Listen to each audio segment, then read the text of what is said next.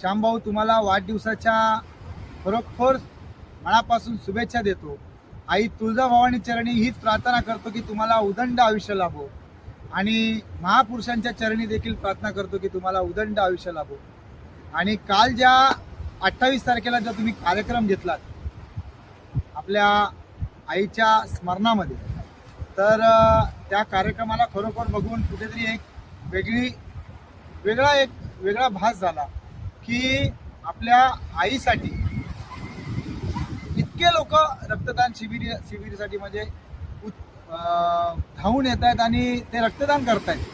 खरोखर त्या सर्वांचं सुद्धा मनापासून धन्यवाद करतो आणि आभारी आहे की तुम्ही एखाद्या मित्राला, एक भाऊ आपला, की त्याला तुम्ही इतका जीव लावता की तुम्ही स्वतः रक्तदान सुद्धा करू शकता, हे तुम्ही दाखवून दिलात.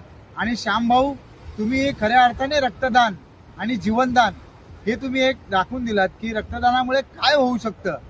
आणि रक्तदान प्रचंड लोकांनी तिथे रक्तदान केलं, आणि काही लोकांचं, ज्येष्ठ नागरिकांचं जे काही मालिश वगैरे जे काही होतं तिथे, म्हणजे त्या सगळ्या गोष्टी तुम्ही आईच्या स्मरणामध्ये ते सगळ्या गोष्टी केलात. खरोखर असं कुणी करत नाहीये, आणि एक समाजाला एक दिशा देत आहे ते दाखवून आणि ते करून. फक्त तुम्ही बोलला नाहीत, तर तुम्ही ते करून दाखवलात.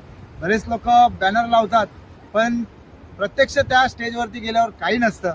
पण तुम्ही तसं नाही, तर तुम्ही ते बॅनर देखील बघितले आम्ही, आणि स्वतः प्रत्यक्ष जाऊन तो सोहळा देखील पाहिला. तिथे तुम्हाला कुणीही शुभेच्छा देताना तुम्ही तो बुके आणि त्या गिफ्ट वगैरे नकारून तुम्ही फक्त रक्तदान हा विषय जो मांडलात, आणि लोकांनी खरोखर हात पुढे करून ते रक्तदान केलंय, हे बघूनच खऱ्या अर्थाने मनाला एक वेगळा भास आणि स्पर्श झाला. कारण की अनेक लोकांचे संघटनेचे रक्तदान पाहिलेत, ते संघटनेचे असतात, एखाद्या पक्षाचे असतात, आणि ते कार्यकर्ते देखील रक्तदान करणारा हा काय संघटना वगैरे या सगळ्या करून करत नाही, पण त्यांच्या पाठी एखादी ताकद असते.